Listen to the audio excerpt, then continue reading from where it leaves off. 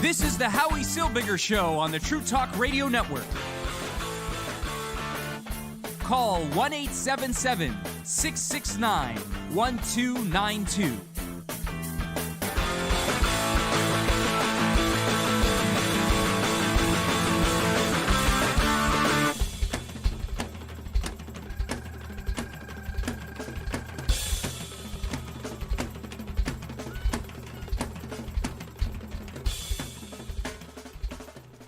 And I'm Howie Silbiger. Welcome to the program. The Howie Silbiger Show is heard Monday to Thursday, 10 to 11 p.m. right here on the True Talk Radio Network. TrueTalkRadio.com is the official site of the True Talk Radio Network. And you can get all the information about the stream and everything else on TrueTalkRadio.com. You could download the show. It is easy to find. You can find it on your local streaming service. So anywhere you get podcasts, you can find the show. We're streamed live every night on Facebook, on Twitter, on Twitch, and on Mixcloud.com. So you can find us there. And of course, you can always call in. The show is live, so calling in is easy. Number to call 1-877-669-1292. That's 1-877-669-1292. You can email me, Howie@TrueTalkRadio.com. And of course, you could find me on Twitter at Howie Silbiger. So there's a lot of ways to reach me if you want. So the Quebec government is going to announce tomorrow that the mask mandate is going to end in Quebec on May 14th. So a week from Saturday, there will be no more mandatory masks in Quebec unless you are taking public transportation or you are going into a hospital or an old age home. I say good riddance to the mask mandate. Now, I said this on Facebook earlier today, and many people have commented and have contacted me and told me that I'm trying to kill their grandmothers. But the reality is that it has never been proven that masks help stop the spread of COVID. We all wore masks. We all were obedient, and we wore our masks, and we wore them religiously, especially in Canada. And COVID's still here. We all followed all the rules, and COVID is still here. We locked down, and we all stayed home. COVID is still here. So maybe we have to accept the fact that COVID exists. Maybe we have to accept the fact that COVID is going to be with us forever, much like the flu, much like many other diseases that are readily available to be caught by the average human being. And COVID is just going to join the long list of things that potentially could kill us. Now, the freak out over COVID, it was quite interesting, the freak out over COVID. We don't freak out over the flu, which killed more people than COVID does over the last few years, but that's okay. We don't freak out over that. We don't freak out over anything else. We those of us that want, we have the choice to go and get a flu shot, and we take a flu shot. The same should apply to COVID stuff. If you want to continue wearing a mask after the mask mandate ends, well, you have every right to do that. The same way you had every right to wear a mask before the mask mandate started. You have every right to wear whatever you want. We live in a free country. At least we did until this COVID craziness started. If you want to get the flu shot or the COVID shot or any other shot, feel free to do that. Why would you not? If that's what you want to do, go ahead and do it. Who's going to stop you? But it should be free choice. I should not be forced to inject medication into my body. That should not be something forced upon me. Now, it is irrelevant in the course of this conversation whether I did or didn't get the vaccine. I'm not anti-vaccine, I'll tell you that much. But it's completely irrelevant whether I did or didn't get the vaccine. That was a question that kept getting asked me. They were pounding me on that question. Did you get vaccinated? And what's the difference? How does that change the argument? The argument I'm making is not don't take the vaccine. I'm not an anti-vaxxer. The argument I'm making is not that vaccines don't work, because obviously they do, or a lot more people would be dying of polio. The argument I'm making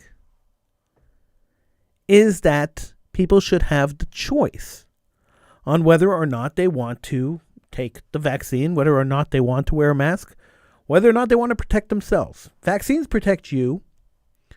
It's your body. It's your choice. We can't use a mantra saying my body, my choice for select things and not for everything.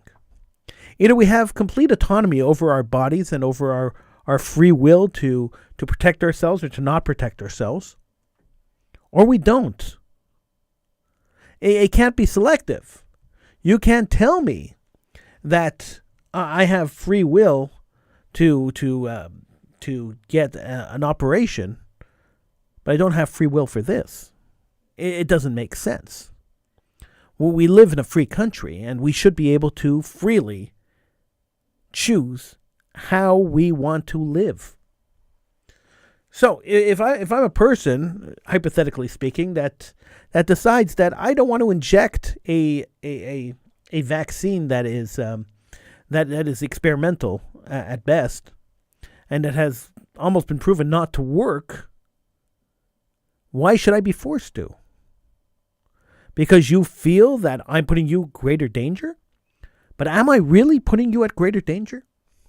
Are you really in more danger than you were if I did take the vaccine?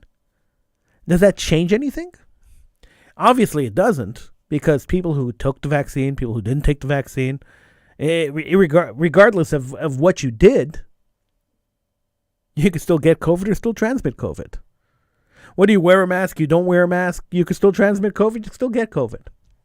So more and more countries, more and more people are starting to see the fallacies of the practices that have been going on through the last 2.5 years, and are starting to reverse these useless mandates. The mandates haven't helped curb the spread of COVID. COVID is running rampant. We are in the middle of a 7th wave or 8th wave or 10th wave, whatever. COVID is running rampant. So putting a mask on, not putting a mask on, getting vaccinated, not getting vaccinated, seems to have the same result. So all I'm saying, the argument I'm making is not don't get vaccinated. The argument I'm making is simply have free choice. If a person wants to wear a mask, go ahead. Nobody's going to stop you. If a person doesn't want to wear a mask, they shouldn't be forced to. So I'm glad that the Quebec government is going to announce tomorrow that the mask mandate is ending as of May 14th, so in about a week. I'm very happy that we'll finally be able to walk into stores, and I hope most stores allow people to walk in without masks, that you'll be allowed to walk into a store without a mask. You'll be allowed to have your children play in gym class without a mask. And life will go back to some semblance of normalcy. That'll be nice. Now, if there is another wave, if there is another large wave of COVID that comes around after this, well, we have to build up an immunity to it. Let's face it. At the end of the day, everybody's going to get COVID. At the end of the day, every single person is going to get COVID. Now, some of us will be a little more immune than other people. Some of us will survive it. Some of us won't. It's the nature of any disease. Same way as we get to flu season. Some people survive the flu. Some people don't. It's an unfortunate death is an unfortunate part of life. Something we have to accept. And it can happen to you. It can happen to me. It can happen to any of us at any given time. And this is where, at least for me, my faith in God comes in. Because God really chooses who lives and who dies. So I have full faith in God. And when my time is up, I'm ready to accept my time is up. I mean, I'm not going to rush it. Don't get me wrong. I'm not going to jump in front of a truck. I'm going to do everything I could possibly do to preserve this life that was granted to me, that was given to me, that was loaned to me. But when the time is up, the time is up. So whether COVID takes me, a truck takes me, or I fall off a cliff, that was the time that it was time for me to go. Hopefully it won't be for a very, very long time, but one never knows. So live your life, enjoy your life, and stop worrying so much. Everyone's always worrying. Stop worrying so much. I'm Howie Silbiger. This is the Howie Silbiger Show right here on the True Talk Radio Network. Feel free to call in 1-877-669-1292. If you disagree with me, that's fine. You can call in. If you agree with me, that's fine too. You can call in too. 1-877-669-1292 is the number to call. Get in on the conversation right here on the Howie Silbiger Show right here on the True Talk Radio Network. So, let's move on. I'm tired of talking about COVID. You know, I did like 15 shows on COVID. I pretty much exhausted the entire catalog of anything I could talk about possibly about COVID. I'm really sick and tired of talking about COVID. So let's move on. But if you want to call in and talk about COVID, I'll talk about it with you. If you want to argue the point with me, I have no problem arguing with you. But I'm going to move on to something else. And this might get you as upset as you are about my COVID comments. And that's fine. It's okay. I don't mind if you're upset. It doesn't bother me. The media has been reporting over the last 24 hours that the Russian foreign minister claimed two things: that Hitler had Jewish blood and the Jews were basically responsible for the Holocaust. Now, the Jewish organizations have gone nuts. They've gone absolutely crazy. Responding to this and being outraged and being upset and trying to convince the population that this is a fallacy. It's not true. And I've been laughing the entire time. I've been laughing. The Russian foreign minister has learned how to troll the Jewish community, learned how to troll the Jews, and it made me laugh. And it made me laugh for quite a few reasons. But we'll start with the first one. I laughed when he said this, and I laughed at the reaction to this, because he was basically trying to put Zelensky down. And Zelensky claims to be Jewish, and the Jewish community have embraced him as one of our own. Zelensky, the hero, and the Jewish community have hugged Zelensky and embraced Zelensky, even though he runs a country that has historically, over the last 3 centuries, killed millions and millions of Jews, and was the worst country in the world when the Nazis were running the show. The Ukrainians voluntarily jumped up. The Polish, at least, they were less enthusiastic about killing Jews. The Ukrainians were very, very enthusiastic about killing Jews and murdering any Jew they could find. So the Jewish community embracing Ukraine is absolutely revolting to me. And I've said this a lot, actually, that the Jewish community should not embrace Ukraine.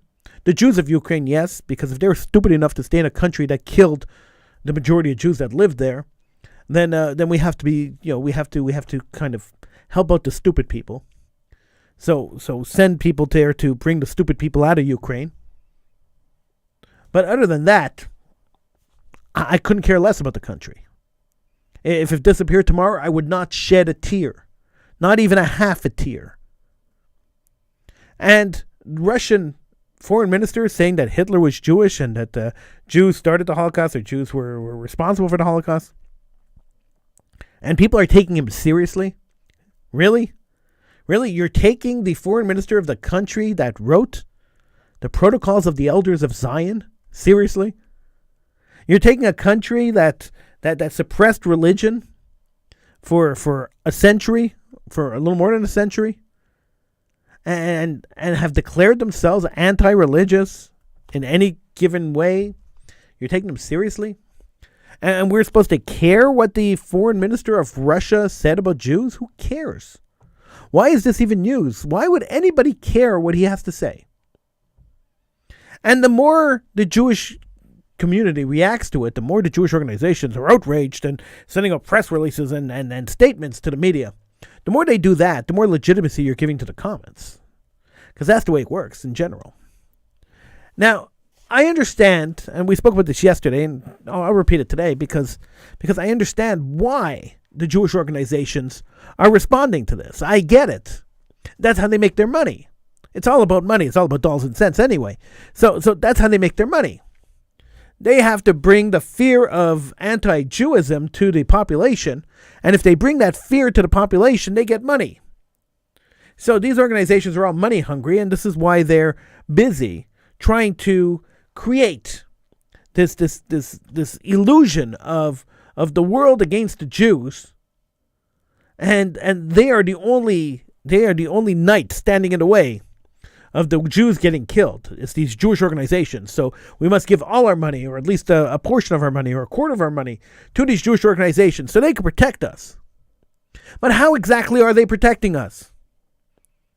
By condemning Lubov? Who cares? Why would I care? Why even respond to this guy? The allegation is a fallacy. It's a blood libel.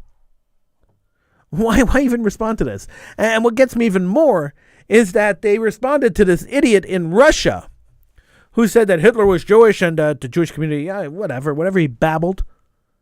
They responded to this idiot in Russia. But when the mayor of New York and the governor of New York blamed the Jews for spreading COVID, the Jewish organizations were silent. And this is what gets me. Here we are in North America, the North American Jewish organizations that are now condemning Russia, like Russia cares what the B'nai B'rith says, or what the New Jersey chapter of the Anti-Defamation League thinks. Yeah, the Russian foreign minister really cares about that. But locally, in North America, when a North American mayor and governor equate the spread of COVID, a deadly disease, to the Jewish people, these same Jewish organizations remain silent. So tell me if it makes any sense. Explain it to me, please. 1-877-669-1292. Maybe you could explain it to me, because I don't understand it. I don't get the freakout. I just don't get it. Sure, I understand that we have to protect ourselves. We have to protect everybody. No, I get the concept, and I get the concept that they're trying to raise money, and the only way to raise money is to scare the population, to pay them to raise money, to make it look like they're doing something tangible. So I understand the money aspect, and I understand the political aspect and the brainwashing aspect of it. I just don't get why people fall for this time and time again. Why people support these organizations, why people bother, and how it's going to help anything. In my experience, and I explained a little bit of it last night, in my experience, these organizations have stood against people trying to be progressive and trying to promote some kind of solution to some of the community problems. They've stood against walk safe programs. They've stood against young people getting up and trying to defend themselves on campus. These organizations have not been very supportive of the Jews that actually needed their support. But it's okay for them to get up and condemn Russia. There's no kickback for that. There's no pushback. There's no one that's going to be upset, and nobody's who's going to think that maybe they were being a little politically incorrect. That's never going to happen. And it's quite sad. If you think about it, it's quite sad that we've come to the point in Jewish history where Jewish leadership is based on how much money is in your pocketbook. How do you think Jewish leaders are chosen today? Jewish community leaders are chosen by how much money they have in their pocketbook. A guy like me, who doesn't have millions of dollars in my pocketbook, is never going to be the president of, let's say, a federation. It's never going to happen. And the reason it's never going to happen is because I can't give the kind of donations that they want. It's all about money. Guys like me are never invited to sit on the boards of synagogues or sit on the boards of any community organization. First of all, I have a big mouth and I'm not afraid to use it. And second of all, I don't have enough money to warrant them putting me on any board. So my opinion doesn't count when it comes to the official Jewish community. My opinion counts when I turn on my microphone and I turn on my camera and I start talking. My opinion counts in that point, in that aspect.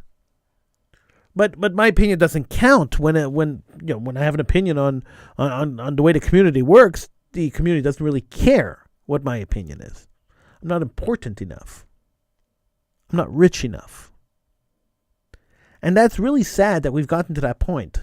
That people who put their necks out, people who are on the forefront, on the front lines, people who work, they're vocal and they work really hard to try to make a difference. are left in the dust by the people who just pull out their pocketbooks and could pay anything they want. Now, has this always been the case? Of course it has. Nothing changes over the years. The rich always get the prestigious positions. And the guy who works and labors away always ends up on the bottom of the pile. That has been the case for as long as man has existed. And it's extremely sad that we haven't changed it over the centuries. And it's extremely sad that the assimilation factor of the United States and Canada has caused the Jewish community to fall into this hole too. So how many people are left out? I mean, just look around. Look around your community. See who the doers are and who the talkers are. Who's sticking their neck out and who's lending a hand and doing stuff and getting no recognition for anything they do. And who's out there doing stuff and getting who's out there doing nothing and getting all the recognition. I don't have to explain it to you. If you live in any community, it doesn't have to be the Jewish community, it could be any community. You pretty much understand what I'm talking about. And it bothers me, as it should bother every single person. It does. But that's the way life is. And I guess we have to accept it. I guess we have no choice but to accept it. Because could you change it? How do you change it? They don't let you into their exclusive clubs. How do you change it? And I kind of feel like the Jews that were excluded from these exclusive clubs in the 1950s, where they had signs on the door saying no Jews allowed, I feel like one of those Jews. I feel like one of those people who could walk up to the door and the guy in the tuxedo at the door says, no, I'm sorry, you're Jewish, go away. I feel like one of those people. And that's in my relationship with the community that I'm supposed to be part of. And that's how they make you feel. And if you think that's not good, and if you think I'm the only one who feels that way, ask around. Speak to people. You will find that more people in the community feel that way than don't feel that way. It's scary. It's scary that we've gotten to this point. And then the assimilation factor comes in. And that's even scarier than the rich factor. So the assimilation factor is that the Jewish community doesn't want to stir waves. They're not interested in creating waves and in talking about issues that really matter. Because somebody might get offended, and if somebody gets offended, then they might lose money. They might lose some funding. So they don't want to talk about that because, gosh forbid that somebody should take funding away from them. So they ignore major issues that should be talked about because they don't want to jeopardize their funding. And I know this because when I was talking about these issues and when I still talk about these issues, they get mad at me. They get angry at me. How could you talk about this on the radio? How could you say what you're saying? Howie, how could you talk about this topic? And they call me and they say to me, Howie, what's wrong with you? Why are you talking about this stuff? You know that, when you talk about this stuff, it's going to cause more problems than if you don't talk about this stuff. And my question to them is always, what problems is this going to cause? And they can never answer that question because the only problem it's going to cause is less money going to their institutions. So it's all about the dollars. Now I know. I just said the exact same thing that Ilhan Omar said in Congress, that for the Jews it's all about the Benjamins. I just said the exact same thing she said, and she got roasted by the Jewish community for saying it. Called an anti-Semite. She hates Jews. And they went on and on and on about her talking about the Benjamins. And when she said that, I was one of the only Jews that I know who stopped and said, she's right. She actually has a point. There's a lot of things I don't like about Ilhan Omar, and a lot of things that she supports that I really don't like about Ilhan Omar. And she's a lady that I really don't feel should be in Congress. She should not be in government. But it's not because she said that Jews care about the Benjamins, because it is true. Jews do care about the Benjamins, as evidenced by Jewish organizations. They're a reflection of the community. It's unfortunate. These are the things that people base the community on. I find that very unfortunate because there's a lot of beauty in the Jewish community. There's a lot of There's a lot of lovely things that happen in the Jewish community. A lot of lovely people. A lot of lovely sects of Judaism that nobody pays any attention to because they don't bring in the dollars. And I really like to say that Judaism and the Jewish community is really a beautiful place and a beautiful thing. But money is a central focus for most Jews, most Jewish organizations. That's all they care about, and they will prostitute their beliefs in order to get more of that funding. And that is a extremely, extremely, extremely sad commentary. And I hate to say it. I really hate to say it. I say it because it's true. That's the only reason I say it, and I'm entitled to my opinion, and no one's going to stop me from expressing my opinion. So that's why I say these things. I wish it wasn't true. I wish I didn't have to say this stuff. I wish that I could get on here and say that Jewish leadership is based on the abilities, the leadership abilities of the people who are appointed to Jewish leadership. But that's not true. And I'll never get on here and lie to you, openly lie to you, and actively lie to you, and intentionally lie to you. That's not the way I am. That's not who I am. And for those of you who have watched this show for the last 30 seasons, you'll know that I'm brutally honest, and I'll get on here and I will tell you the brutal, honest truth every single time I turn on this microphone. Because that's who I am. You're not going to change me. 1-877-669-1292 is the number to call. 1-877-669-1292. You can also, if you're watching on Facebook or any of the social media sites that this is being broadcast on, you can also type in a comment into the comment box, and it should pop up on my screen. 9 out of 10 times it pops up on the screen. There are occasions where it doesn't, but most of the time it pops up on the screen. So if you type something in there, I will see it, and I will respond to it. If it's respondable, I will respond to it. So you could do that too. So you have a couple of options. You can call in 1-877-669-1292. I'll even pay for the call. Just give me a call. You could type in on the social media sites. You could type in a comment, and the comment will pop up, and I'll be able to see it. You can send me an email, but who emails the host of a show while the show's going on? That's ridiculous. So please don't send me an email in the middle of the show, because I'm not going to read the email in the middle of the show. I might read the next show. Maybe tomorrow I'll read your emails, but I'm not going to read your emails tonight on the show. That doesn't work. that'd be totally ridiculous, wouldn't it? Now, especially since there's so many other ways that you could contact me. 1-877-669-1292 is the number to call. I'm Howie Silbiger. This is the Howie Silbiger Show right here live on the True Talk Radio Network.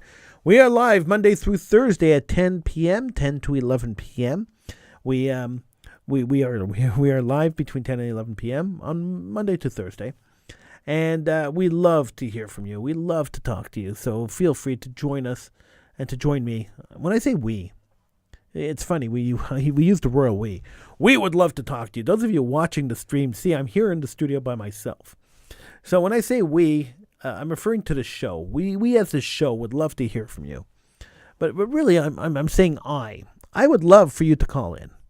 I would love for you to contact us. I'd love for you to tell your friends and family that the show is on and have people listen to it. I would love for you to download the True Talk Network radio app. I would love for you to subscribe to the podcast and carry me around in your pocket. I would love for you to do all that stuff. So when I say we, I'm actually saying me. Just to clarify that, because I know there will be somebody out there who will say, Howie, you keep saying we, but you're sitting there by yourself. What are you talking about? There's always that one person. Always that one person. You ever notice that? There's always that one person. I did. I do all the time. All right, I want to get back. Okay, so let's go back. I mean, I got a message. Howie, what about the mask mandate? You want to go back to that, really? I'm so tired of talking about COVID. But let's go back there for just a couple of minutes, because you asked, so let's do that. The mask mandate is going to end on Saturday, May 14th in Quebec. Then Quebecers will not be forced to wear a mask anywhere in public except for on public transportation and on and in hospitals and in old age homes or any medical office. And I think it's great. I'm really happy about this. Now, of course, stores will have the option to force their customers to wear masks or not come into their stores. I'm really hoping not too many stores choose that option. I think scientifically it's been proven. Well, even not scientifically, I mean, just anecdotally, I mean, just look around. I think it's been proven that masks are not effective since COVID's still here and we're still spreading it. I think it's been proven that vaccines are not overly effective, even though, most majority of people are vaccinated. I don't think the vaccines are very effective since COVID is still spreading. If COVID keeps spreading, then your vaccines and your and your masks aren't really working. They're supposed to stop the spread, or at least slow the spread. But then wave after wave after wave after wave, and we're back again into COVID land. So I'm hoping that stores, after this mask mandate is dropped, stores will allow customers to come in without masks on. I know there are stores right now that don't require you to wear masks or don't enforce the mask mandate at all. And I applaud those stores. People should have the choice. If you want to protect yourself, I have no problem with that. If you feel that a mask protects you in whatever way a mask is supposed to protect you, then go ahead, wear the mask. I have no issue with that. If you feel that getting 52 vaccinations will protect you, go ahead and get as many as you want. I have no problem with that either. If you feel that locking yourself in your home and shuttering the windows and taping the windows shut and breathing through an oxygen tank will save you from catching COVID, go ahead and do that too. It doesn't bother me. But we should all have a choice. And really, freedom of choice is all I'm saying. I'm saying that we should have a freedom of choice. And I don't understand why people are upset about that. And people are upset. When I say this, people get really upset with me, and I have no idea why. Do you not like having a choice? Do you feel that my choice of not wearing a mask puts you in greater danger? I don't think it does. I think you're in pretty much the same danger of catching COVID, whether I wear a mask or not. I think that's been proven by the spread of COVID while everyone's wearing a mask. Let's go back to the beginning of COVID, 2.5 years ago, when the authorities were explaining to us that masks were not really recommended to be worn to stop the spread of COVID. Now, I know people are going to argue that science has moved on from there, and okay, fine, whatever. They gave an explanation back then, and that's never talked about anymore, which is interesting to me, that people have sort of forgotten that this explanation was given back then. I remember all the networks, all the major networks, and I think I saw it on CNN or Fox, on one of the two networks. I watch both, so I think on one of the two networks I saw this. I don't remember which network it was. It was 2.5 years ago. Certain things aren't that important to remember. But one of the networks had on an epidemiologist. I know I can't pronounce the word, but you know who I'm talking about. A person who is who specializes in airborne diseases, in viruses.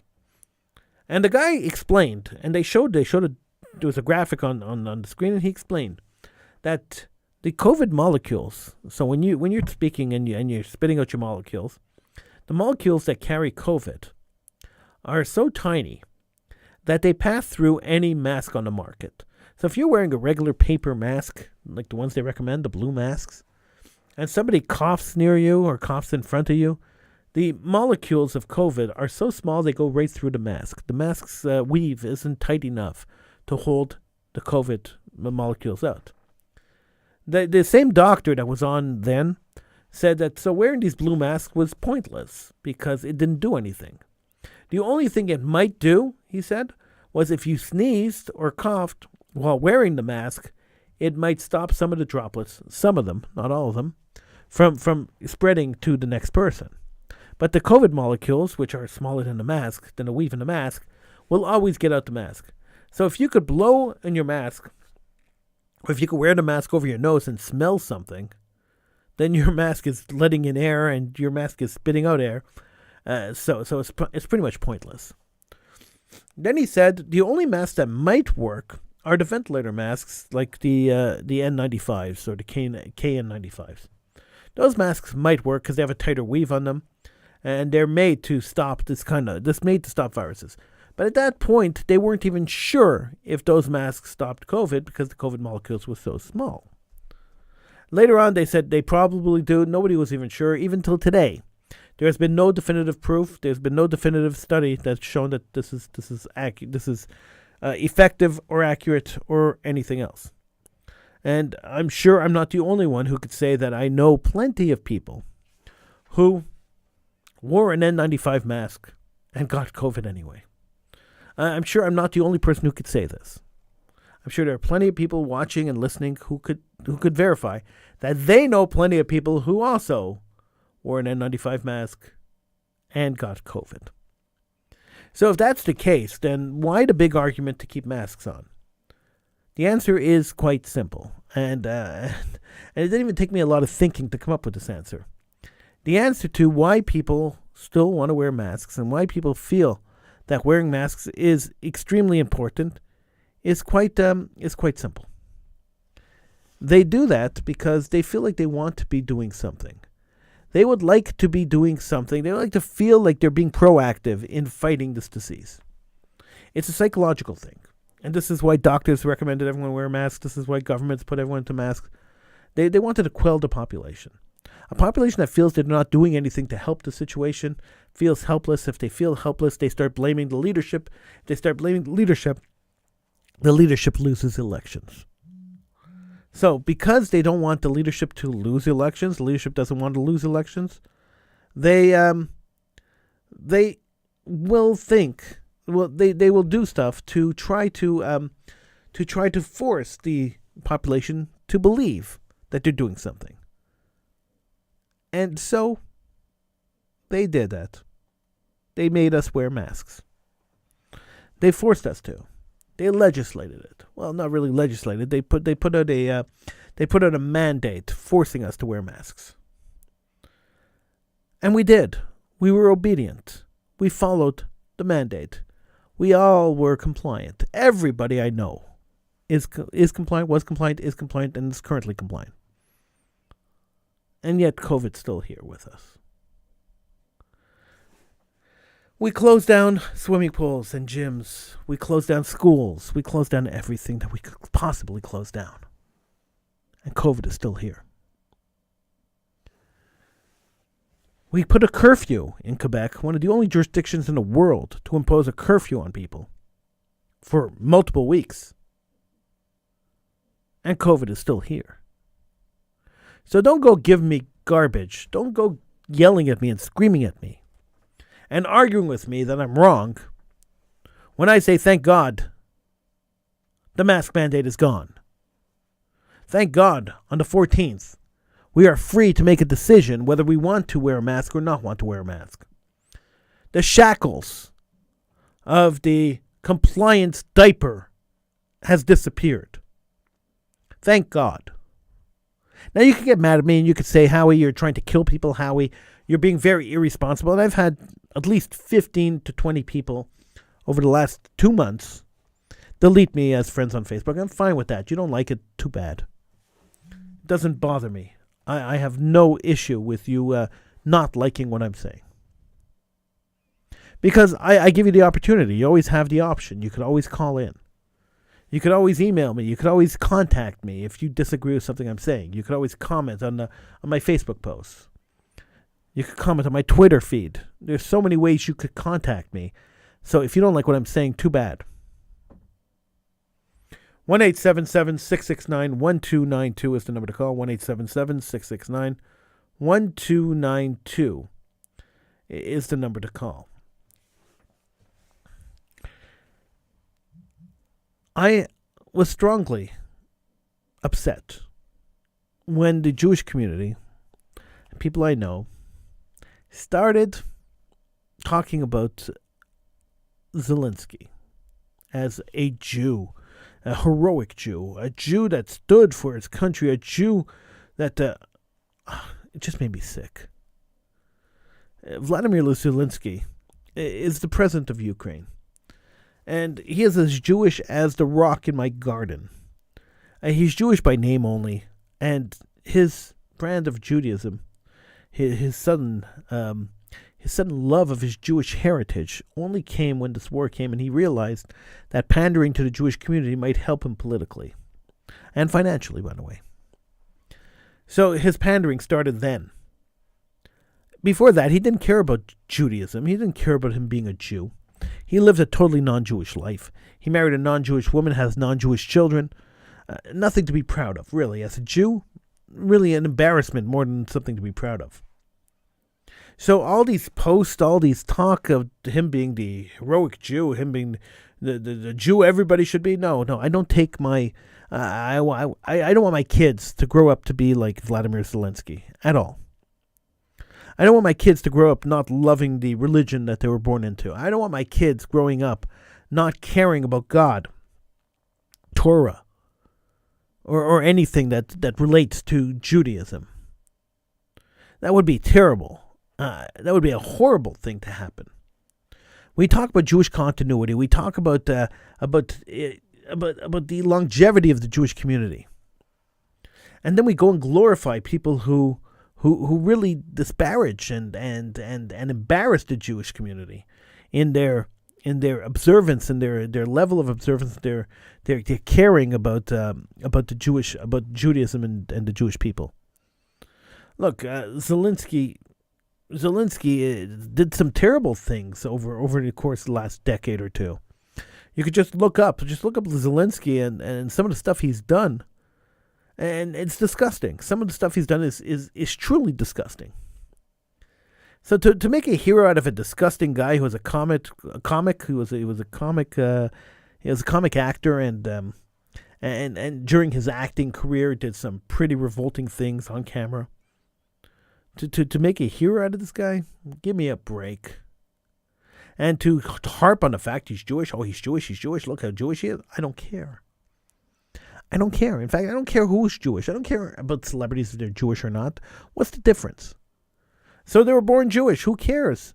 Their grandchildren are not going to be Jewish.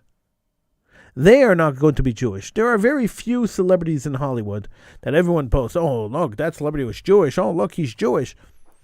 There are a few celebrities in Hollywood that care 1 ounce about Judaism. There are a few celebrities in Hollywood that care to perpetrate or to continue the Jewish tradition. There are very, very few. I can't say there are none, but there are very, very few. Most of the Hollywood actors who people crow, oh, they're Jewish. Most of these Hollywood actors live totally non-Jewish lives, marry totally non-Jewish people, and have totally non-Jewish families. So, I should be proud of that. I should be celebrating intermarriage and assimilation.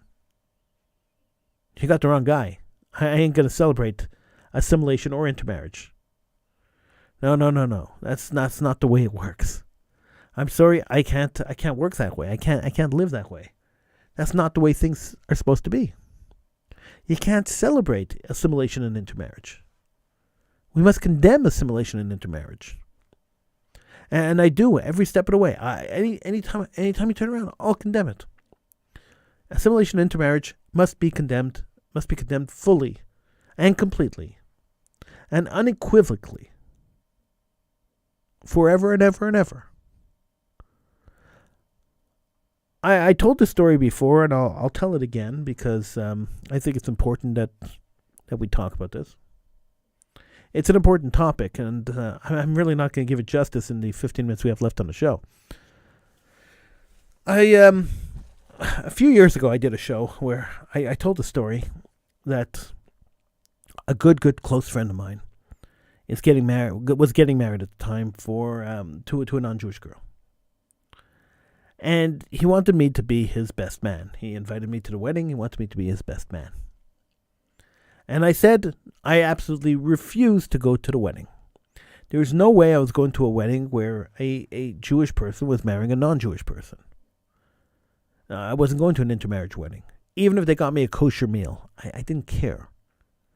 I was not going to a wedding that was an intermarriage wedding simply because I cannot personally endorse, and I won't personally support the union of a couple that will end the long tradition of Judaism that was passed down from generation to generation. And these people got married, and they had a kid, And the kid, of course, is not Jewish because the wife wasn't Jewish, so the kid's not Jewish. And the kid was not circumcised because a Brit Milah, a circumcision, a Jewish circumcision, binds the child to the Jewish community.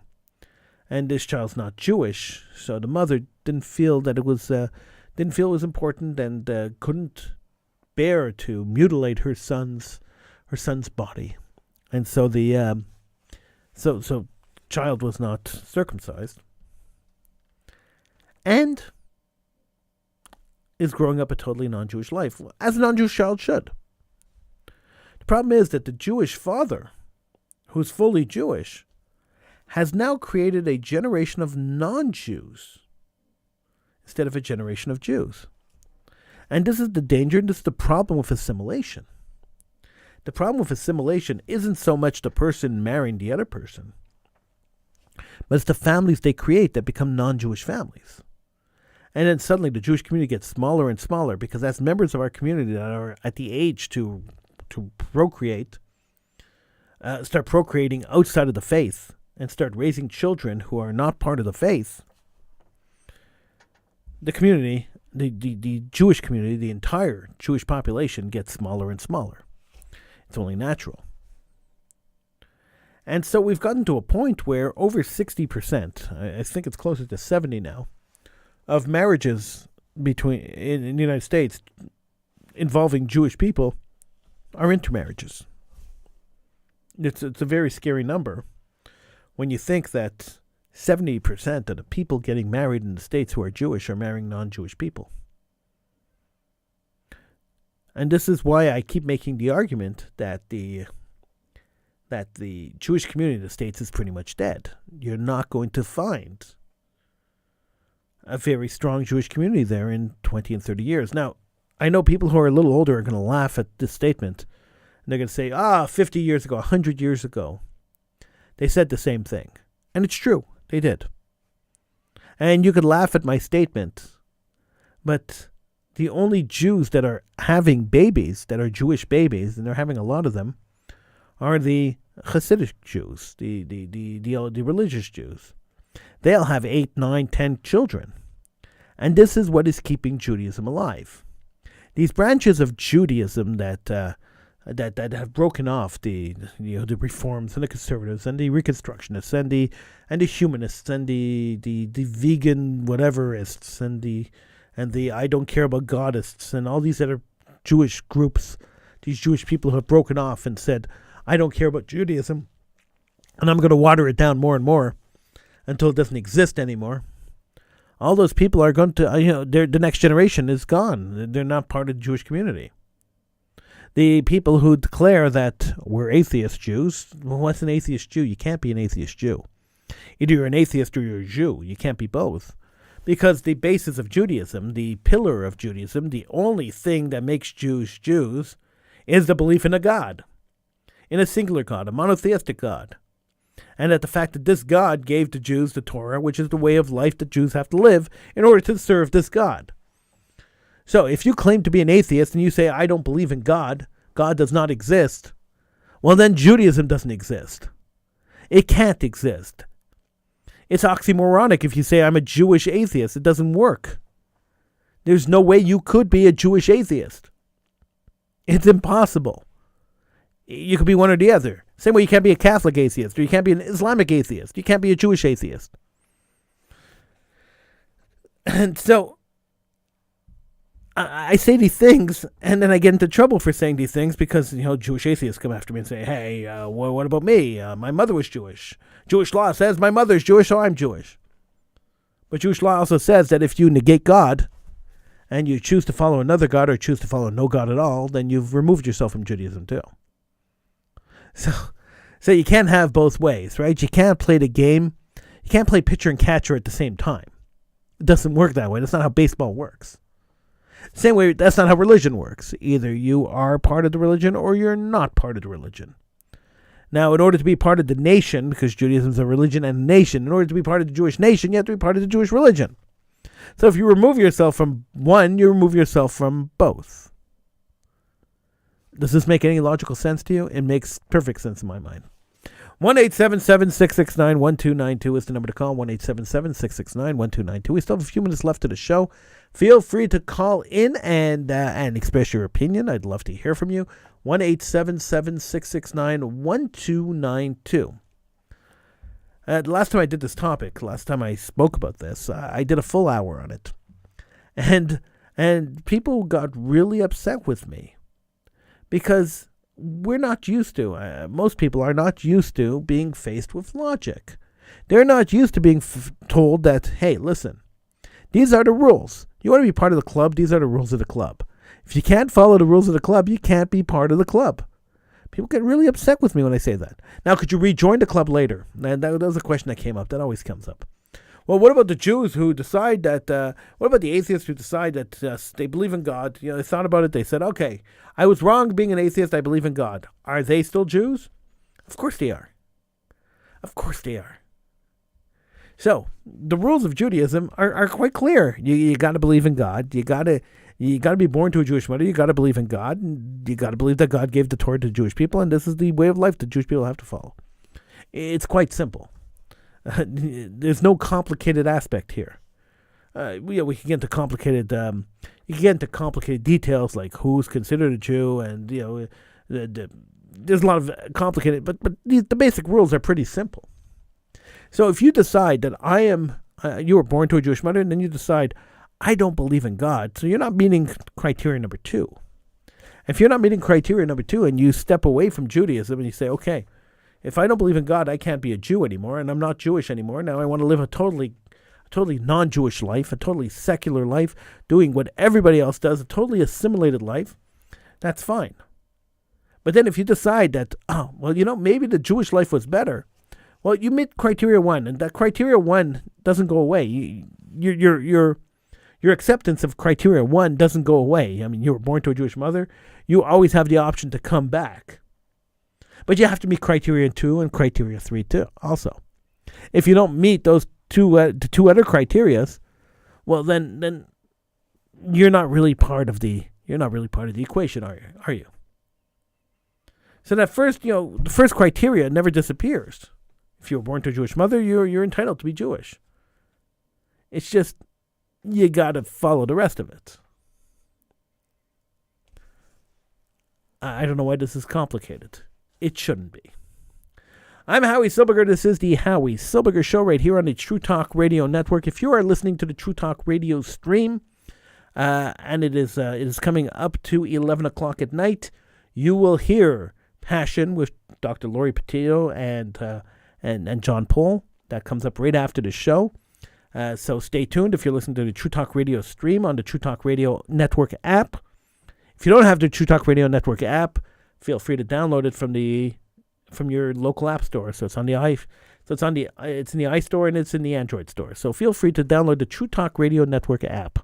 So Passion follows us with Dr. Laurie Petito and John Paul. I'm Howie Silbiger. I'll see you tomorrow right here on the Howie Silbiger Show on the True Talk Radio Network.